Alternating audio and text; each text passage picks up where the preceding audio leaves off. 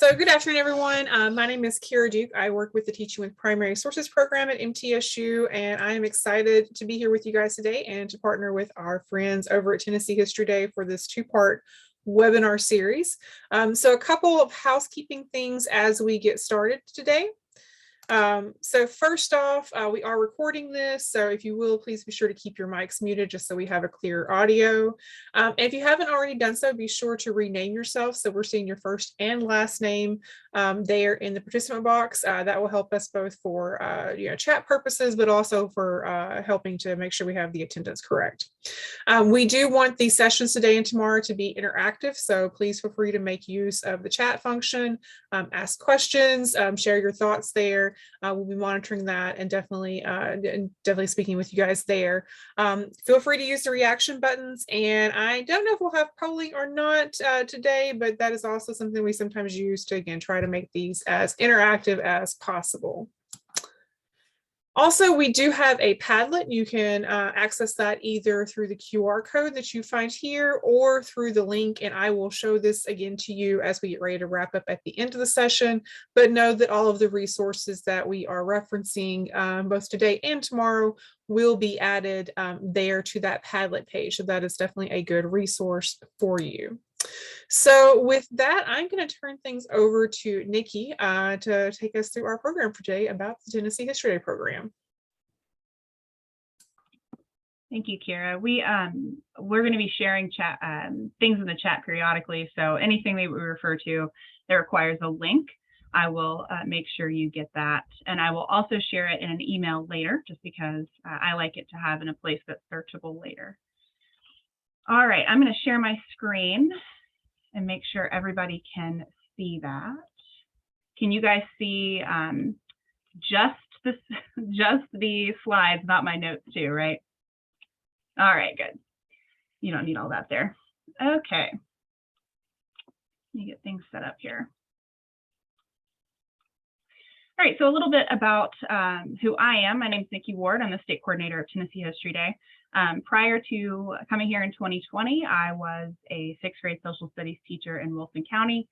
And then before that, I was a museum educator at a historic house museum in Nashville. So I've done a little bit of everything, and I'm really excited to talk to you today about what History Day can do for you and your students as far as engagement and the opportunity for primary source use and inquiry in the classroom. If you haven't already told us where you're from, what you teach, feel free to put that in the chat, but we are excited to get going with you today. So a little bit of a quick poll just in the chat here. If you have participated with History Day before, let me know. If you have heard of History Day but not done anything with it, I'd also love to know that. And if you've never heard of it before, I'm curious to see if there's anybody that's kind of fresh to the program. What it can offer you is a framework where students are asked to be the historian. They are actively doing history rather than passively participating. And it requires them to engage in that historical thinking, gives them an opportunity for them to be the independent researcher, create a thesis, and then present those ideas to a larger audience through a vehicle of a project that we'll talk a little bit about later. It can be, that larger audience can be just your classroom. It can be a school level contest. It can be coming to one of the contests that we put on for you across the state of Tennessee. But one of the largest pieces of History Day to me is that history without an argument is an encyclopedia. And that is what History Day provides to you, is that piece, the argument piece, and then getting to be able to be creative with it. We are the Tennessee Historical Society. That's who puts on Tennessee History Day. We are a nonprofit membership organization in Nashville, and we do all things related to Tennessee history. We produce the Tennessee Historical Quarterly. We do public programming, most of it virtual now, so you can attend from anywhere in the state. We have the Tennessee Encyclopedia of History and Culture online for you. And the biggest thing that we do is Tennessee History Day. So we have an educator membership. If you're interested, just let me know. All right, I'm taking a break here to see brand new, awesome. Never heard of it before this year. Cool. I'm excited to see what you have to say. So I think we have time. I'm going to play just a little bit of this documentary for you. And I think I can actually play the audio through, let me see.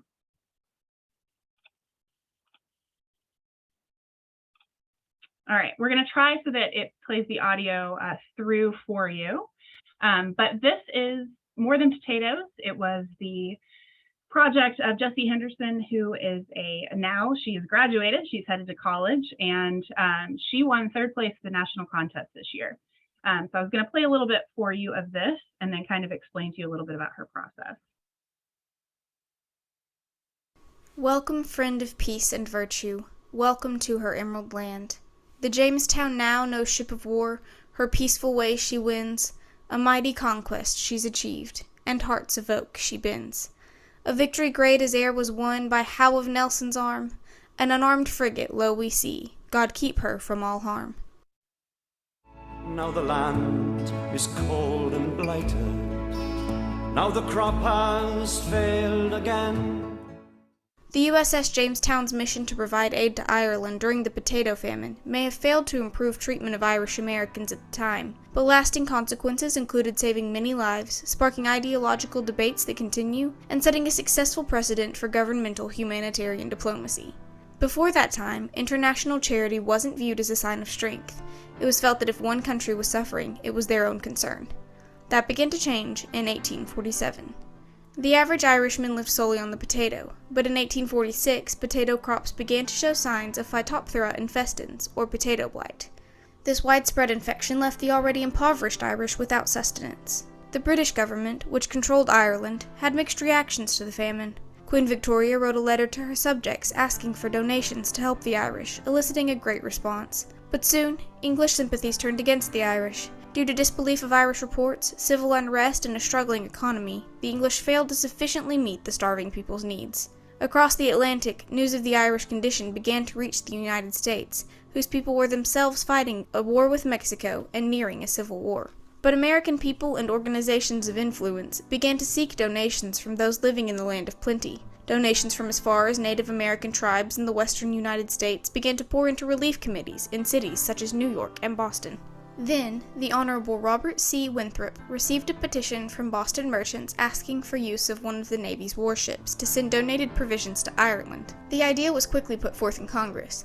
But the country was at war. This brought up many concerns for legislators. Could it take a ship away from its present wartime duties? Would the government make a monetary donation? Who would fund and man such a voyage? What did the United States owe the people of Ireland? Was permitting such a journey even constitutional? The bill originally introduced by Kentucky Senator John Crittenden called for the Secretary of the Navy to allow 2 ships to be loaned to private citizens and would include a government donation of $500,000. No congressman felt they should turn against the Irish, but there was debate over enacting the unprecedented bill. Indiana Senator Edward Hannigan believed the United States owed it to the people of Ireland, who had given us a Jackson and hundreds of other names. However, Arthur Bagby from Alabama felt it was only right to help those in the United States. He wanted to know why the British weren't doing more. South Carolinian John Calhoun said he would vote for the bill, but this appropriation was a very heavy one to make when the country was in a state of war and subject to the demands upon our treasury. Maine Senator John Fairfield debated against Congress's right to give such appropriation, feeling they should reach into their own pockets to help, but not use public resources. President James K. Polk expressed sympathy for Ireland, but was against government participation in charitable efforts.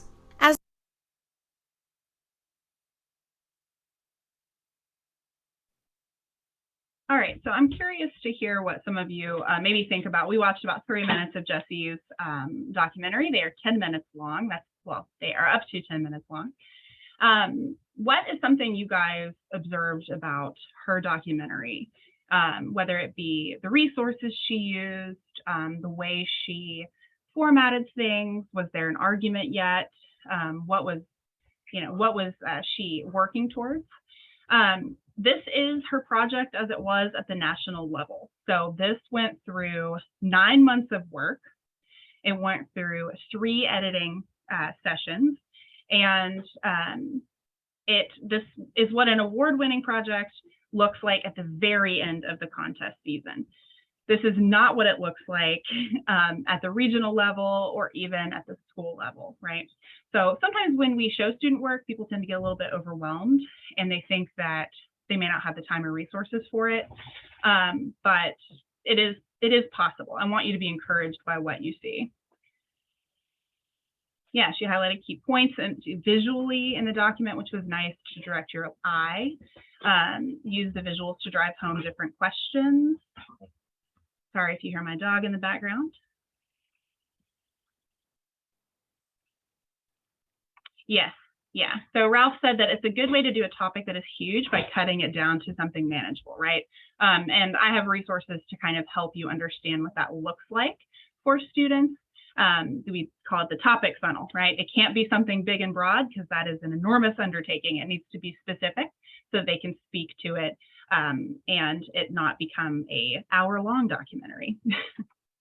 Great visuals, great job with fluency, yeah. And I can share this link with you if you'd like, and that way you guys can watch the full thing if you're interested in hearing what Jessie's argument was. She did a great job, and we're very proud of her. Welcome, friend of peace. Going to try to play again. All right, so a little bit more about what it is at its core, the program. We have a lot of people that are very new to History Day, which is exciting. I think it's important to reflect on the fact that History Day is more than just a contest. It looks like what it needs to for you in your classroom. So it's a year-long education program for students in grades 6 through 12 that focuses on project-based learning. And it's an opportunity for students to learn history by engaging in hands-on historical research on a topic in which they are interested in. And it can be an exploration of any topic in world, national, state, or local history. So it is not Tennessee history, right?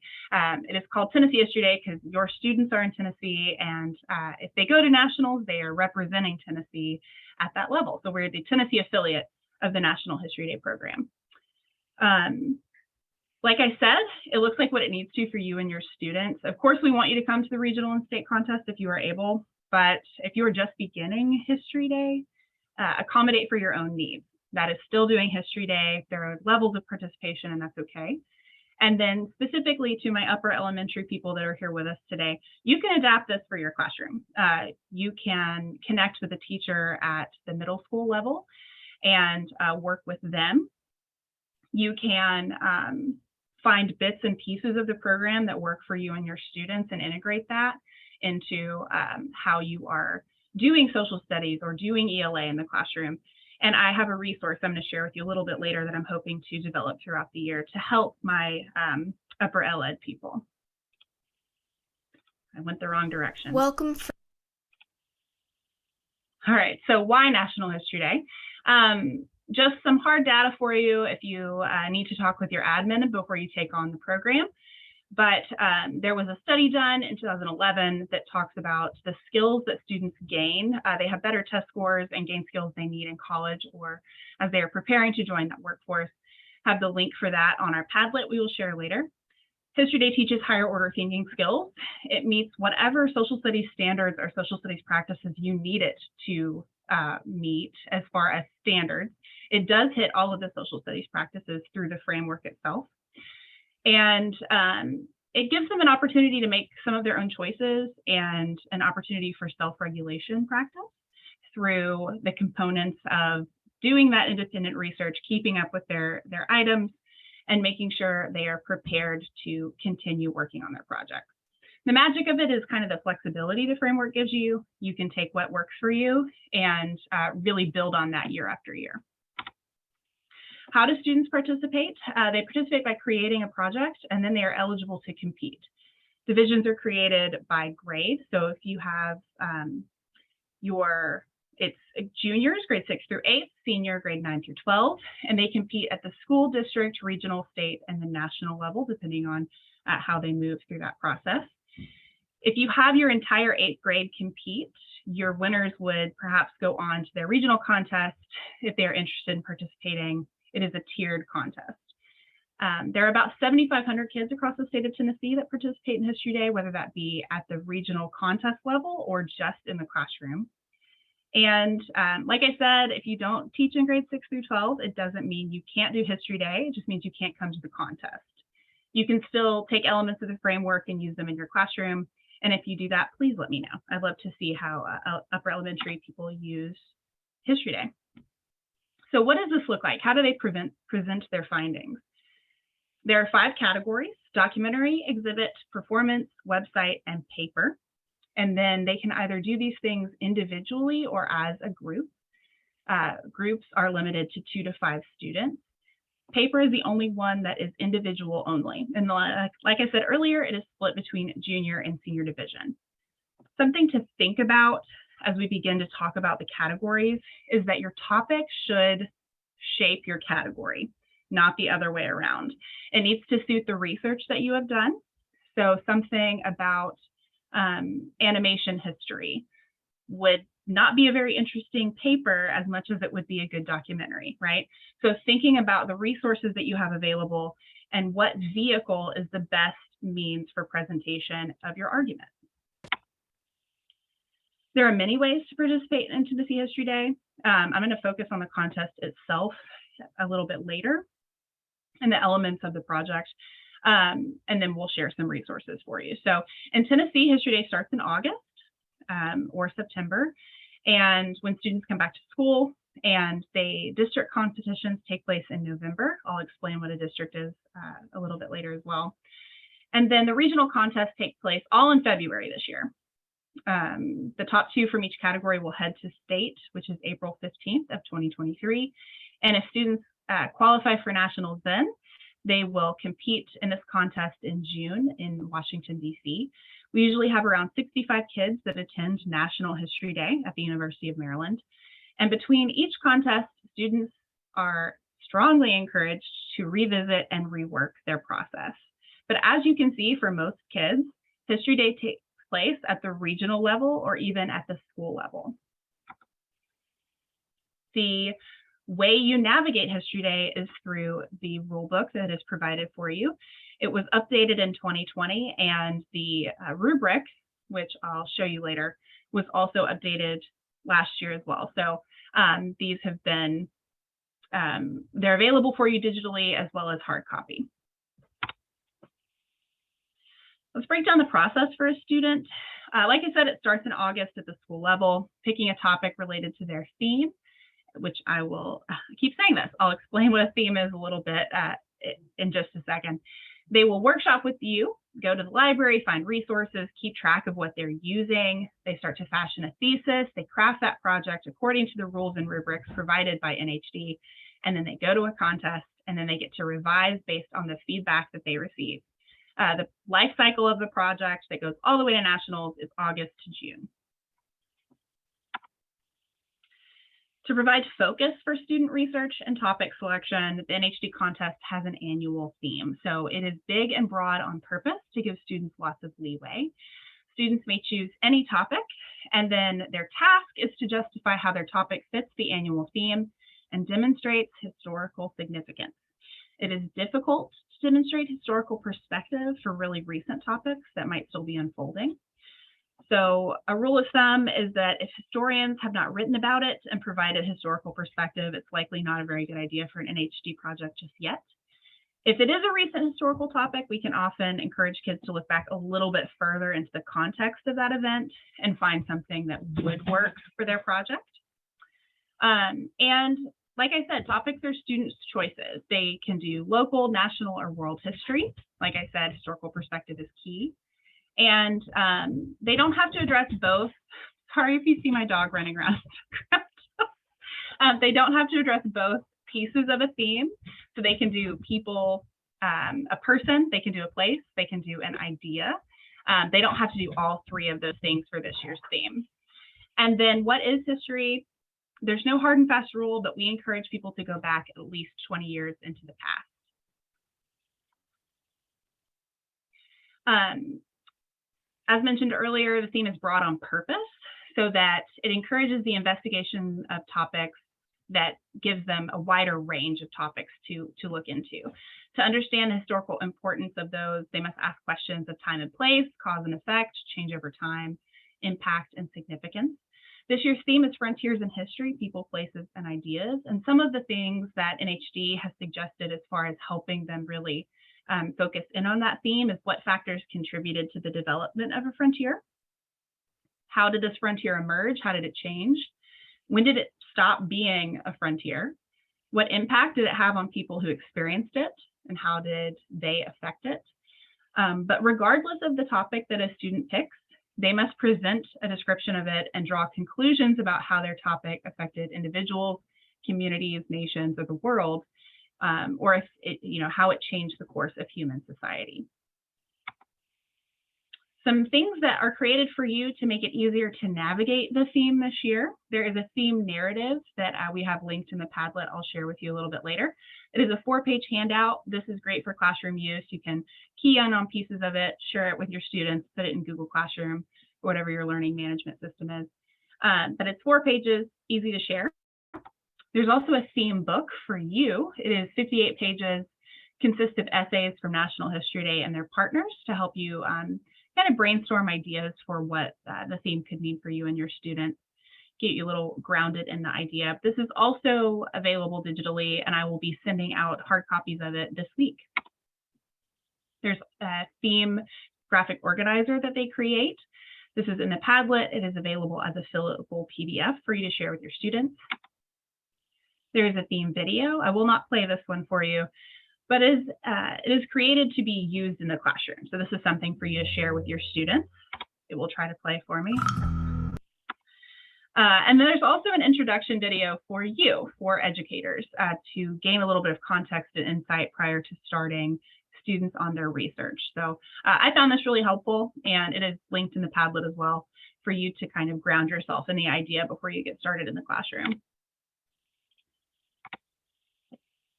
So I'll pause here really quickly and make sure there's no questions on some of that information I shared about, what the cycle of History Day looks like. We are about to move into what the category options are specifically, but I wanted to leave room for questions if there are any. Yeah, Becky linked that Padlet there for you. So the THD toolkit is where all of this stuff lives. Heard one of your ELA, let's see. ELA vocab words. Oh, when you were looking at Jesse's video there. All right, so no questions. We're going to keep going on. So looking at a project itself, it's not just the project. There are other elements that students are required to submit to the contest. There's the project, their annotated bibliography, and then their process paper. Documentary is one of the options as a project. It is an audiovisual presentation that uses multiple source types such as images, video, and sound to communicate your historical argument, research, and interpretation of your topic, significance, and history. Who should compete in this category? It needs to be students that have a strong grasp of how images and sound work together to tell a story. Students who have the technical skills to edit footage and audio and that have access to that technology. With groups, students who maybe can't meet together easily, this would be a little bit more of a challenge depending on how you're editing this. Documentaries must be no more than 10 minutes in length. That includes source credits at the end. And at the contest, students have 5 minutes before to set up and get it playing, as well as introduce their documentary and themselves. And then 5 minutes afterwards to clean up and interview with the judges. A website is a collection of interconnected web pages that use multimedia to communicate your historical argument, research, interpretation of your topic's significance in history. Students that choose to do a website must use an HD Web Central for their topic creation, which I have a video that explains that a little bit for you if you are interested in doing websites with your students.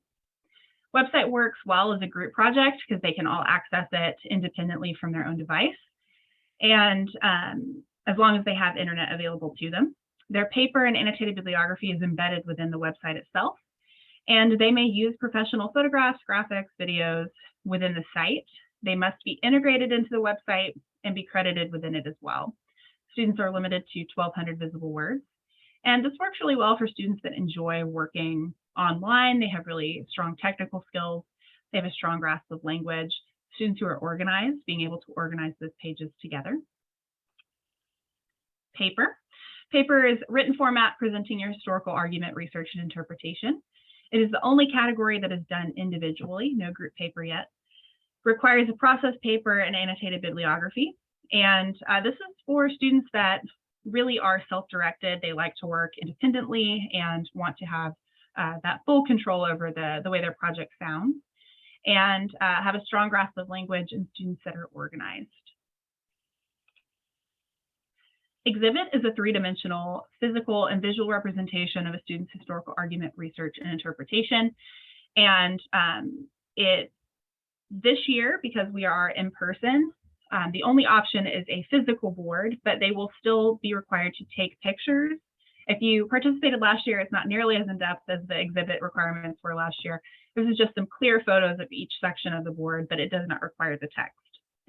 And students who compete in this category are students that are visually creative. They really love the tactile work of creating an exhibit, and they have the time and materials to construct a large exhibit.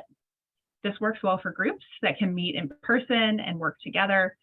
Media devices are allowed, but there is a student word limit, as well as a time limit on those media devices. Seeing pictures of exhibit halls gets me really excited for an in-person contest. All right, there's a few more pictures of exhibit. And then performance. It's the dramatic portrayal of your historical argument, research and interpretation of your topic's significance in history. This is for kids that have the time to do that research and create a script out of that research that they've done. They have an understanding of narrative for students that work well together and perform well together.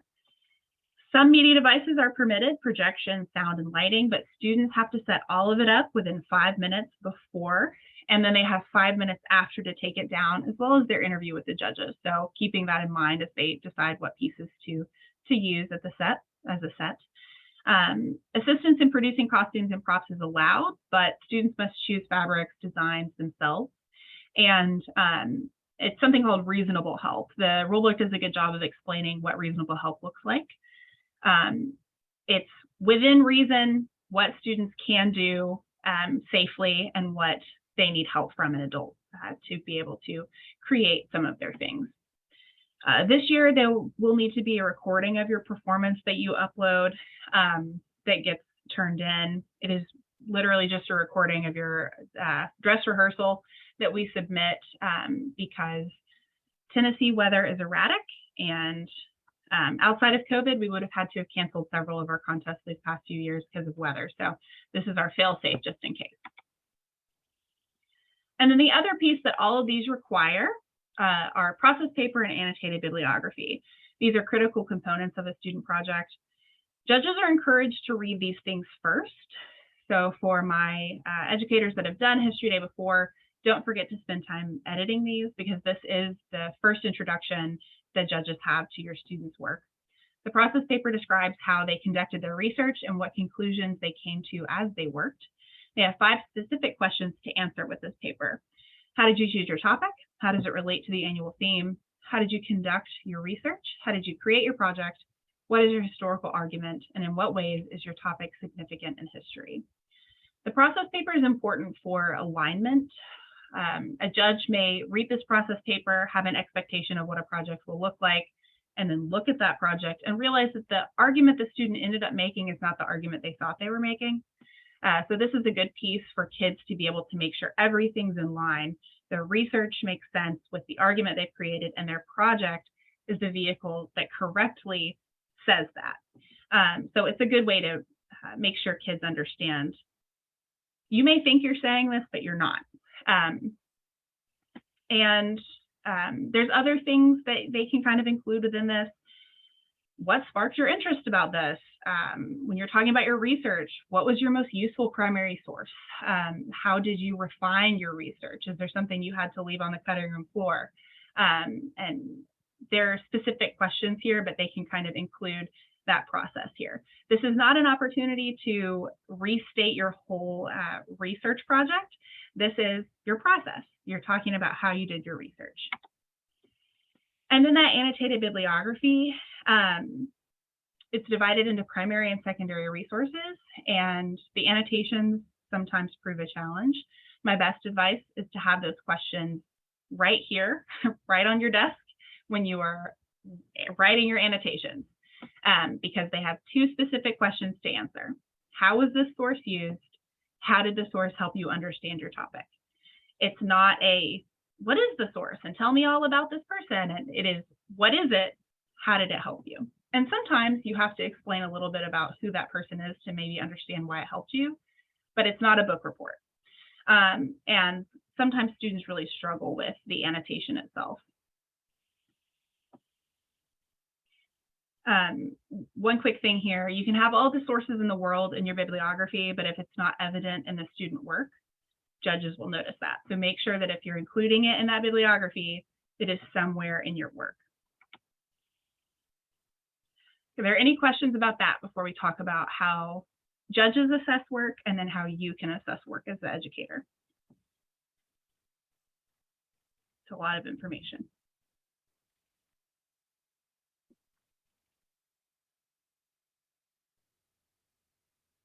All right, so let's talk a little bit about how projects are assessed at Tennessee History Day. So the entries are evaluated on their historical quality and their clarity of presentation. Here's some information that we tell judges when we're talking through the rubrics on judging day. So this is a slide that they see. I pulled this directly from the judging orientation slide. The most important thing is historical quality and how it relates to that theme. Don't get hung up on things like clarity of presentation errors that can be fixed, typos, blue smears, improper formatting. All of that can be corrected before the next level. We are really wanting them to dig into the work they are presenting and finding feedback that's helpful. So we're telling them to focus in on the quality of student work. We want them to give you really good feedback. So looking at evaluation of entries, this is kind of where we start with judges. And then those are the elements of the rubric: historical argument, wide research, primary sources, historical context, multiple perspectives, historical accuracy, significance in history, and student voice.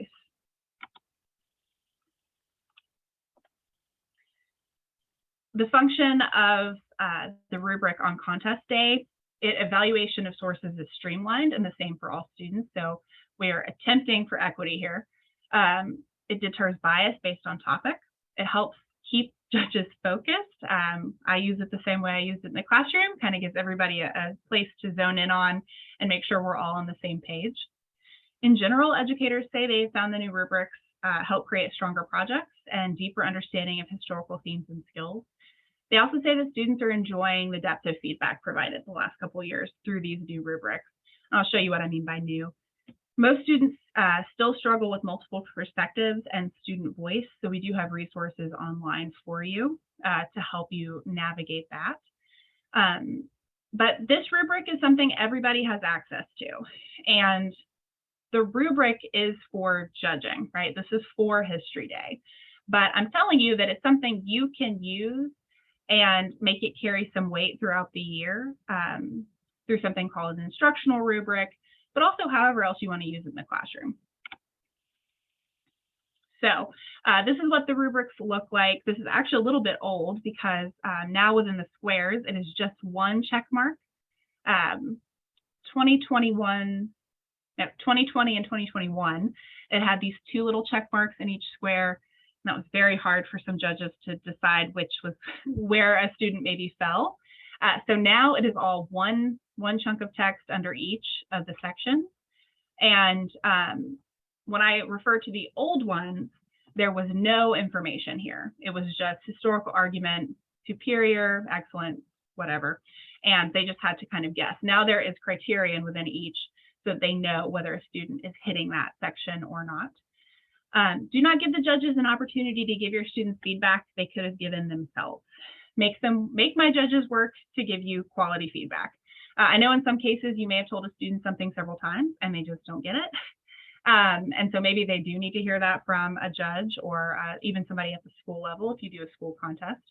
But in general, getting students to spend time with the language here might save them from feedback they either don't understand or feedback that isn't really helpful because it's something that they could have handled themselves. I'm sorry. Oh, my phone is listening to me. NHC educators, what tips do you guys have for people that might be new to History Day as far as some of the things I've shared so far? Place them in the chat for me. Some of the things that I like to share with you, documentary and exhibit, are the most popular categories. fewer participants enter the performance and website categories. I will say website increased quite a bit the last couple of years, so that is something to keep in mind. Students can never have enough primary sources. It is important, however, they not rely on just photographs. So there's lots of resources that Kira has for you, the Library of Congress can provide that they can implement into their projects. She'll talk a little bit about tomorrow. Make sure projects have a clear thesis and the relation to the theme is evident. They can't just throw frontier in their title and be like, I've hit it, I'm done. It needs to be clear that they're talking about how this relates to the idea of frontiers in history.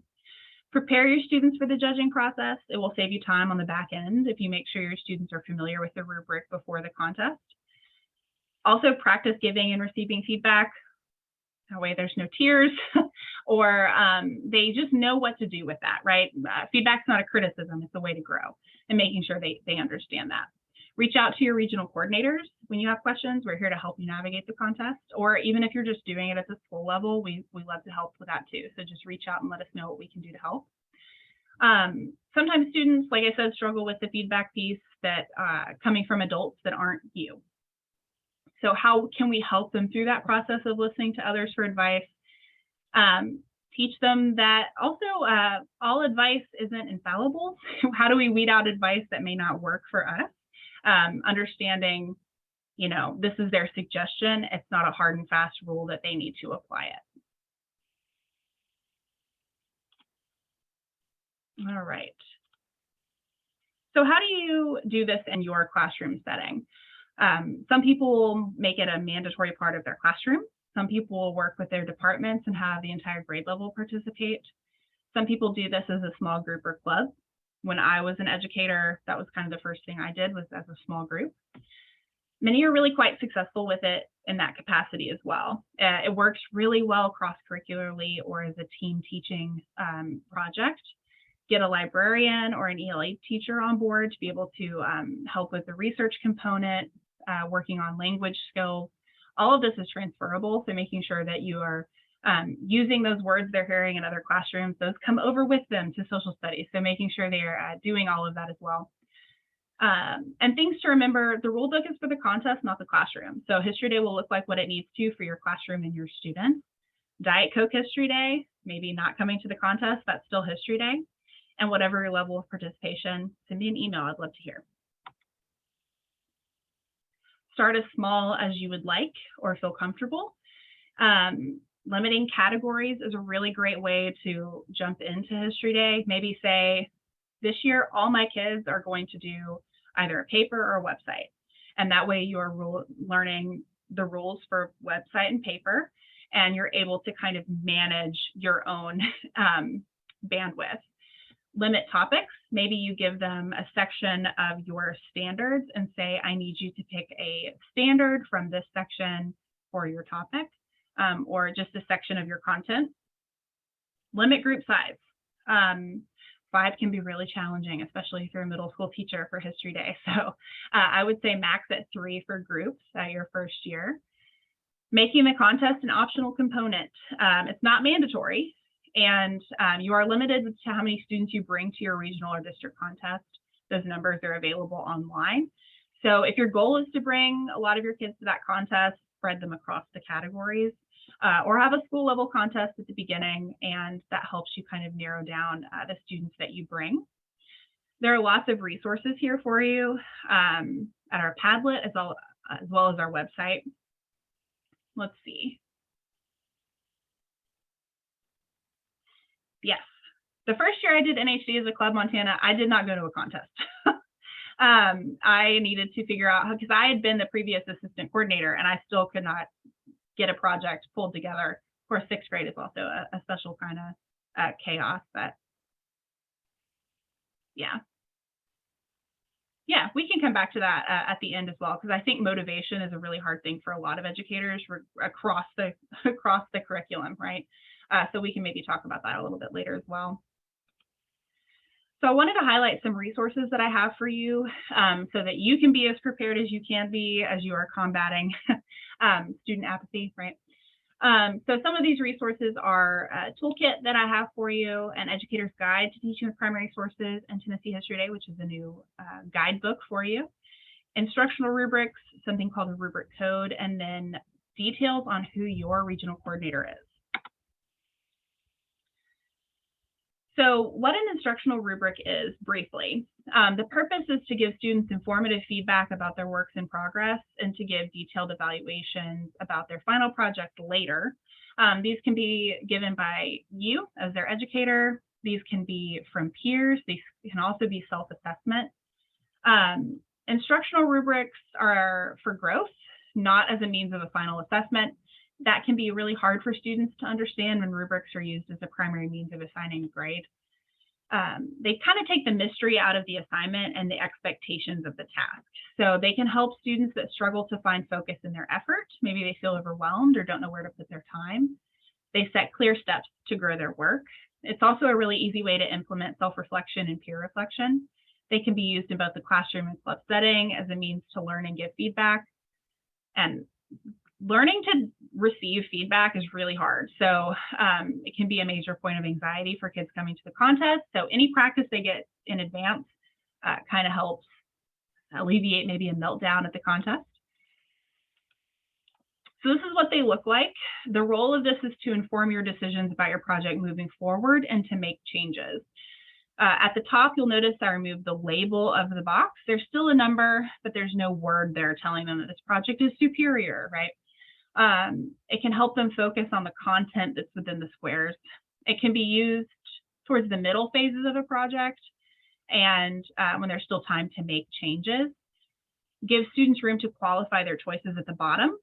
So why did this score in the second category? What caused it to not score in the third? Actually tell me why helps them see how they move forward.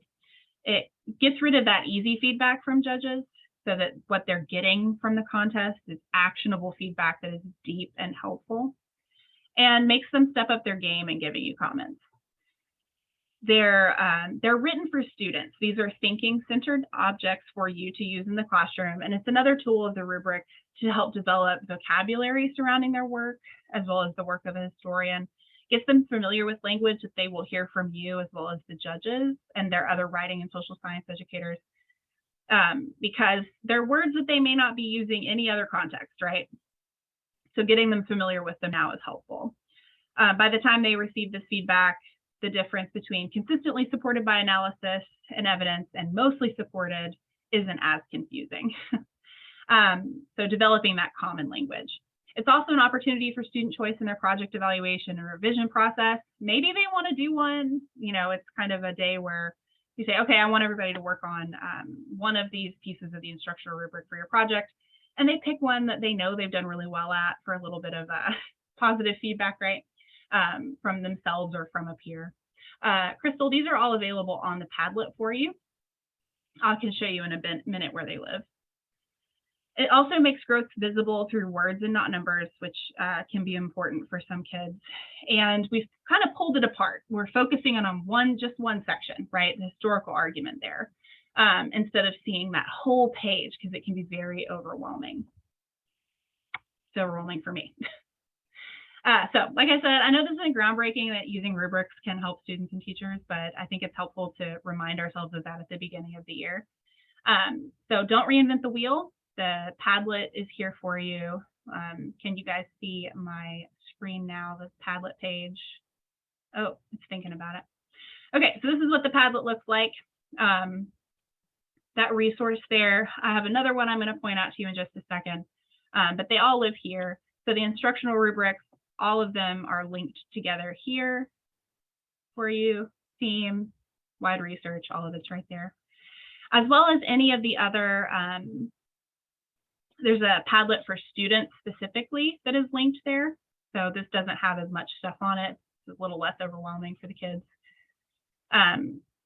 These are some things that I'll talk about in just a moment that are in our Educator's Guide, which lives right here. It's special, it has its own tab.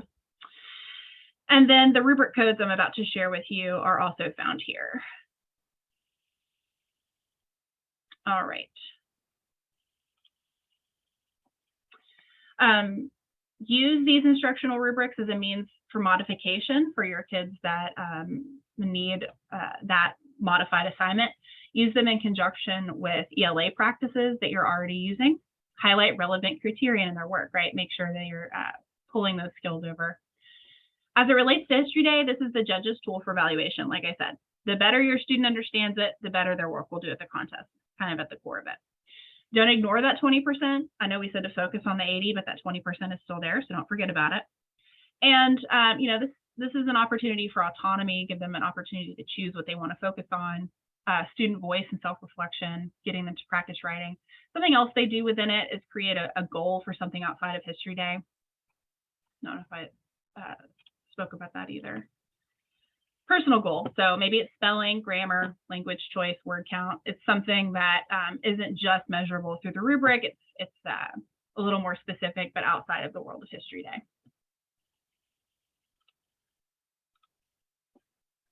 All right, so this is just a zoned in picture of the top piece of that, but you can see how students, they're starting over here and they're working their way towards the left.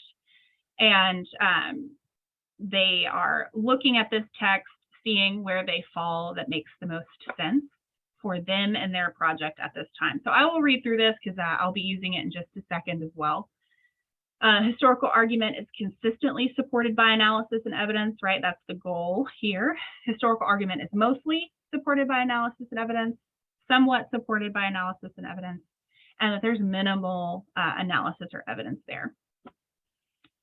So is there an argument there? Are they just kind of saying a fact at you? Is there something that you can disagree with? Is their argument consistently pointing back to primary evidence for support? Is the argument being analyzed or just simply stated? So do we see that originality of thought there? That's just an example of historical argument. This is a very recent resource for you as of last week. Something I've heard from a lot of educators is, I don't have as much time as I would like to be able to devote to History Day. How can I kind of speed up some of the process? So something that I developed for you is a rubric code. So coded rubrics help you give really fast feedback.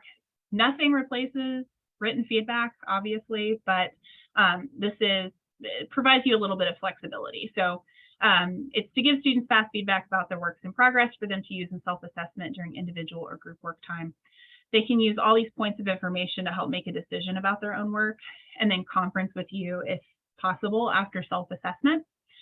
Basically, the way it works is each row is assigned a letter, and then across the top you have a number. And so if the student is hitting this second box here in theme, the code would be T.2. Luckily, all the ones on the front end only have one chunk of information in each box. Over here, there are two. So there is 1.4 and then 2.4. But this is all in the Padlet for you. And the next piece of that is up to you, right? You can direct students to pick one of the areas of improvement and complete the associated instructional rubric for it. Those are on the toolkit for you. They can visit the associated resource page, which I'm developing out for you, that have links to videos about that section of the rubric. Those can live in Google Classroom or whatever. And they can kind of do self-assessment and revision that way. You can do something called a quick chat station. And these stations, they can work with either students that share the same areas that need improvement and brainstorm possible strategies, or work with students that have a strength in that area, and they can offer assistance there. They can also read that section of the rubric again and review their project, write out 3 questions and a comment using language from the rubric for you. So encourage them to write a question beyond "I don't know" by using "because" and then expanding. So I'm not sure how to make my primary sources support my argument more than somewhat because I'm struggling to understand them, right? Maybe that's the case. And then that's something you can conference with them on. And then I also developed out a form for you. So you can print this out, cut it out if you'd like. You can also print it onto Post-its, which I love doing in the classroom. Just slap the Post-its on there and run it through the printer. And that's really helpful they can slap it on the wall on their way out. So that's a little bit about rubric codes. Those are all available in the Padlet as well.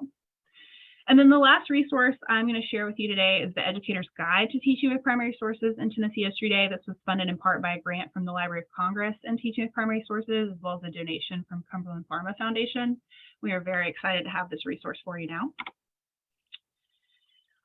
So the goals of the guidebook for us was to create resources, guides, graphic organizers that will assist not just your first year, but beyond. It can be something that you implement into how you do History Day every year. Increase the number of primary sources and library resources specifically used in the classroom, as well as diversify those sources. Better understand the structure of the National History Day program. Receive guidance on how to assist students in creating higher quality projects. See an increase in new teacher participation across the state because it feels more accessible through the guidebook. And then having it available digitally as well as on a USB for educators. The way it's structured, at the beginning, it's History Day information, then there's History Day curriculum, there's an introduction to what TPS is, and then there's lesson plans that use teaching of primary sources, strategies, and resources, as well as online and extension projects, information that's available online. The curriculum that's included is a topic funnel. I think I have a picture of that. I mentioned it earlier.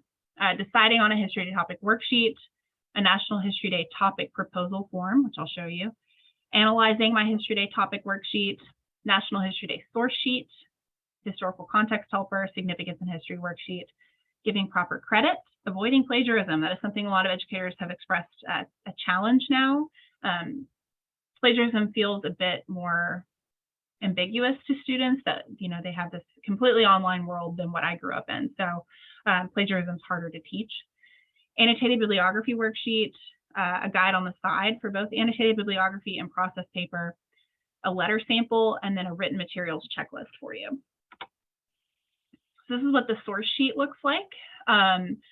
The idea with this is that students will fill one of these out for each of their resources that they use, so that when they go to credit their work, maybe they're working on their exhibit, they're making sure everything's credited, they have a source sheet for it. They're making that annotated bibliography, they have a source sheet for it. And this takes all the work out of that annotation at the beginning, so it's not as stressful at the end. They basically list down where they found it, what it is, and then on the back side, there's questions on bias and perspective. And then the annotation questions are there for them. What type of source is it? How did you use it? How did it help you understand your topic? So that they're interacting with those questions in the moment and not 2 months after when they're trying to remember how they use this, right? So this is a way to make sure those annotations are easier to write and more accurate to how it's used. And then there's a QR code for a video about annotated bibliography on there. The guide on the side, the rules from the rule book for each written component have been placed on the side for you. So this would be great for a rough draft or even tracking data or ideas, specifically that process paper, right? They can do a rough draft of the process paper with those questions right there in front of their faces to make sure they are answering those questions correctly and to the most accurate of their memory there. Deciding on a history topic there, it's a pretty straightforward worksheet that kind of helps them think about the theme and also things that they enjoy and try to see how those might work together. There is a topic proposal that you can use where a student proposes to you what they want their topics to be, and you can indicate whether it's approved, that it needs some changes, or they need to conference with you because maybe they are, you don't even know what they're talking about. But before they come to you, they have to explain what category they think they might do, what group type, and that can be flexible until they get going. And then 3 resources they've already found that might help them as they are starting that research process. So yes, that is on the Padlet. I can also show you, it's right here. And we can kind of look through it here. So is that better? Yeah, talks about what History Day is, where it has the regional map in there, tips on getting started, how to analyze a project. It is a abbreviated version of the rule book as well. So if you don't want to have to carry both of those pieces around, this gives you kind of the highlight of the rule book. So information for all categories, information for each category, and then sample grading scale, as well as a timeline. A lot of educators ask me for my recommended timeline. Here it is, I wrote it for you. Starts on page 18 there. And then this is where the resources kind of start, around page 23. Topic funnel, how to funnel it down to beyond that broad topic of World War II, right? How can we make it more specific and researchable, right? Deciding on a topic, there's that proposal. And context helper, significance and history, short-term, long-term. I like this just to have in their binder because this is how you give proper credit, right? Avoiding plagiarism, annotated bibliography. This can also be something that just lives in their binder. There's that sample of a letter so that they know what's going on and that you either are or are not in charge of getting their children to the contest. Written materials checklist, and then also a sample annotated bibliography. The sample annotated bibliography is for a senior division level student. I hope to next year have one written. Yes, Janet, I'll get that to you in a second. One for kind of a more middle school level. And then TPS information, why use them in the classroom. This is a great thing to have kind of printed out for admin if they pop in and want to know why you're talking so much about primary sources. Guiding questions at a glance for each of these. So these are questions that students answer in each of these boxes here. Best practices for online research, and then lesson plans. The rest of the book is just lesson plans for you. And each of these lesson plans have all of their resources. If you're looking at the PDF, are hyperlinked here, or you can go to the Padlet that I will share with you, where all of them live as well. So you can have kind of that pulled up for you. And, you know, one of the best things I took from looking at other educators' lesson plans, it may not have been my content area, like you may not teach Revolutionary War battles, but I may really love the strategies she used. So I still recommend glancing through and seeing how she's implementing specifically the primary source analysis tool into this lesson plan and getting kids to really engage with those primary sources throughout her lesson. So that Padlet is linked right there for you. Thank you, Kira. All right. Before I move on to talking about contest information, I want to pause for questions again, maybe about the Padlet. I will also share with you for my, because I know we have several fifth grade teachers here. I literally made this today, but it is something I've been telling a few other educators this summer I will work on developing throughout the year. So save this link, but this is specifically for you. So this is how you can implement History Day into your classroom. Even though you can't come to the contest, you can still do History Day. So I'm going to try to make things like a rubric light version for you to be able to use with your kids. And if you have any suggestions as well, please let me know. I'd love to be able to make History Day a little more accessible for my upper elementary educators. So talking about the contest specifically, all Northeast students must participate in a district contest before advancing to the East Regional Contest. So if you are in Northeast Tennessee, that's relevant to you. All students must participate in a regional competition before advancing to state. Educators and schools are limited on the number of entries they can submit in each district and region. So all of that's online for you. Registration is all online as well. It's required for each teacher and student participating at district, regional, state, and national levels. It is easy once you register the first time. We kind of bump you through the system, so it does become easier over time. And there's our Tennessee delegation. I think that was in 2018. So as it stands, we are all in person this year. Knock on wood, right? And I'm really excited to see all of our kids in person. So this shows the breakdown of the regions and districts across the state of Tennessee. We aren't in every county yet, so if you know somebody in Hardin County, I would love to talk with them about History Day. Most students who have experienced it will only experience it on the school level. So you may use the framework, put together a night for people to come and view their work or have a school contest.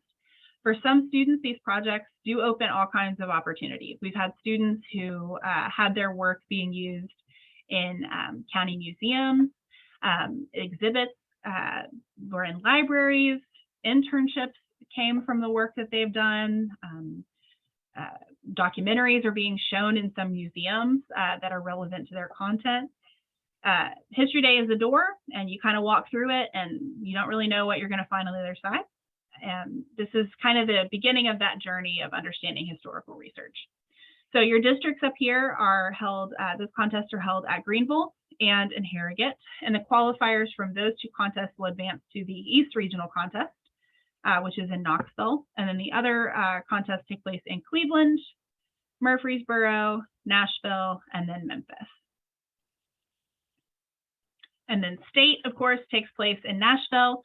You get to come see me in April with, if your kids qualify at the regional level, they get to take over Nashville for a weekend. So if you are in Northeast District 1, any of these counties, your coordinator is Peter Knoll. That is his email.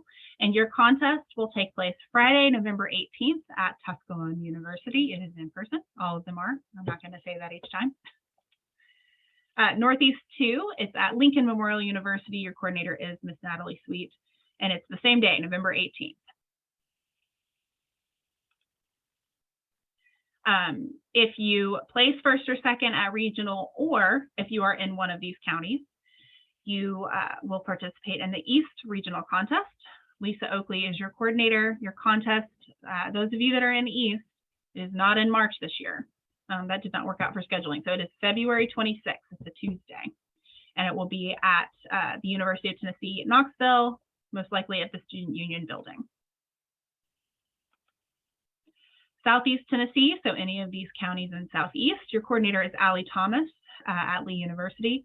Contest will take place at the Humanities Center at Lee University, and it is Friday, February 24th, 2023. North Middle, so any of these counties in Middle Tennessee here. Your coordinator is Dr. Andrew Patrick and Dr. Keisha Brown. Your contest will be Friday, February 17th at the Avon Williams campus in Nashville. Middle, so any of these counties in Middle Tennessee. Your coordinator is Dr. Molly Taylor-Polsky at MTSU, and your contest will be Friday, February 24th, 2023 at MTSU. I'm assuming at the very fancy new Student Union building. And then West Tennessee, any of these counties in West Tennessee, your coordinator is Dr. Susan O'Donovan and Danielle Clark at the University of Memphis. Your contest date is Saturday, February 25th at the University of Memphis. If you qualify for state, you get to come see me. And oh, Tori has moved on now. She is actually now at the State Museum. So me and whoever the assistant is at that time. At the State Capitol Complex, as well as the Avon Williams campus this year, because they will be renovating the War Memorial Building. Saturday, April 15th, 2023. And then Nationals takes place in June at the University of Maryland. As we shared, the Padlet has all of this for you. And then you can also, if you want to click on the link to our website, there are pages for you specifically by region here, which you can bookmark. And this is where all of your performance uploads go, documentary uploads. This is also where the instructions live for registration and your registration button. So this is how you would get onto the system we use for tracking student work and registration. It's called ZFairs. It's kind of where everything lives. And then quickly, there are some more PD opportunities for you. If you are in Middle Tennessee, Kira and I will be at Clarksville at APSU on September 10th. This will be a full day workshop. We will feed you and give you a stipend if you come see us. There is a form for registration as well for that. And then we are, if you're looking for more virtual stuff, starting Tuesday, September 13th, you could come listen to me talk again about History Day. or join us on, here is it the second Tuesday of every month? Yes, second Tuesday of every month. Discover Tennessee History. All of our partners in the consortium will present once a month over something related to Tennessee history and where they work. All right, so what questions do you guys have? We are wrapping up here. Again, my name is Nikki Ward. I'm the state coordinator. If you have any questions, History Day at TennesseeHistory, all spelled out, .org is how you get in touch with me. I try to get back to you as quickly as possible. Are there any other resources that you guys saw that you would like me to show you again? Are there any questions that you have?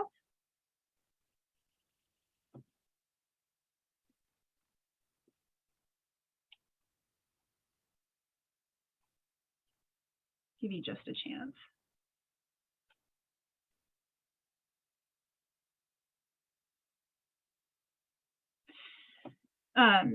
Yeah, kind of speaking to what Kira said about letting other students hear what other kids have had to say about History Day. There are so many videos on the NHD YouTube page. Let me find that for you. So NHD's YouTube is really, really helpful. And not only do they have like playlists for things, so if you have students that are going to do website, bookmark the NHD YouTube page because they have a whole playlist of Web Central stuff.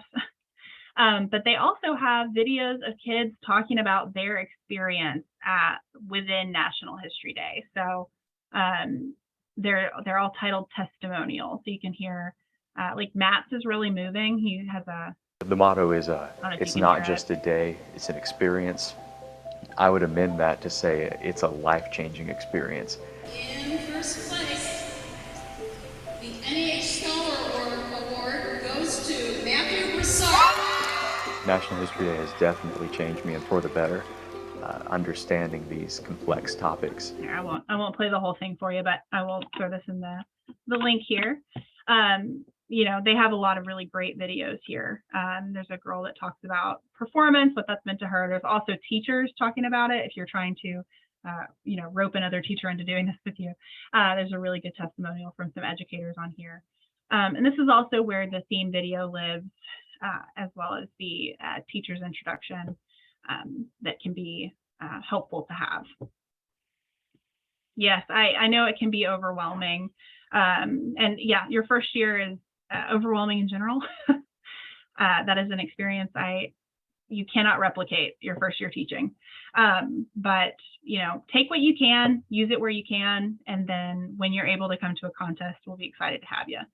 But the you know, the function, the purpose of History Day is that engaging with historical topics as the historian, doing that analysis, digging into those primary sources. So that's the goal, right? Good, I'm glad. If there's any feedback you guys have for any of the resources there, everything is able to change, so just let me know. There's a question for instructional rubrics that might be more helpful. Guidelines for school level competition that would be up to the discretion of teachers. Yeah, in the guidebook, there's no guidelines. It is up to the discretion of you, what works for you in your school setting, but in the guidebook, there's some tips on, let me find what page it is. I might throw some of those testimonial videos on the Padlet if that would be helpful. Sorry, my mouse is acting wild here. So there is some just kind of quick information about starting a school level contest. It's a really good way to kind of grow it at the school level, is kind of calling it a program, right? Giving it a label. Contact your regional person. I know they would love to work with you and offer you guidance and resources as you kind of start that process. We can also give you sample judging orientation information if that's helpful. You can also share, goodness, I have too many links open. Well, I'll show you in a second. There's category videos that you can share with your judges if you have other educators judging for you. Set it early so that students have time to revise before their registration deadline, right? So even though your contest is in February, like late February, your students have to turn in their projects to us at the beginning of February so that we can go through, make sure all the links work, make sure, check for plagiarism, make sure you're in the right region. Sometimes that happens. And then get those sent out to who they need to go to for judging. So giving yourself time so that students can use the feedback from the school level contest before coming to the regional contest, if that's your goal. Letting them know you need to judge early, and then prepare packets for them, that kind of information. If you have any other questions, let me know as far as how to do a school level contest, but it looks like what you need it to look like. All right, we are running right up on time. So if there are any other questions for me. Yes, Janet, it has been recorded, and I am going to try to edit that for you right after we finish chatting and get that shared with you tonight. So if you need to watch it before you attend tomorrow. We do have a form. I think Becky shared it. I will share it again. There's a lot of forms. Let's see. One of these docs earlier in the chat, Becky, if you don't mind sharing the webinar form for me. So that is for, you'll have one today, and you'll have one tomorrow, as well as a stipend one. So this is for feedback for us, as well as how I collect your information to be able to make your certificate of attendance that you will share with your administration. So click that link, fill this out for me, and I will make sure that you get credit for attending. And you'll have one of these tomorrow as well for Kira's session. And then I'll have a stipend one that just says, where do you want your stipend to be mailed? So those are kind of the three things you have to do for us. So, all right, if there's any other questions, think about it. We can chat tomorrow. Otherwise, thank you guys so much for attending. I'm gonna stop my share here. And yeah, we look forward to seeing you all tomorrow. Same time, same link, so you don't have to re-register or anything. All right, well then we will see you guys tomorrow.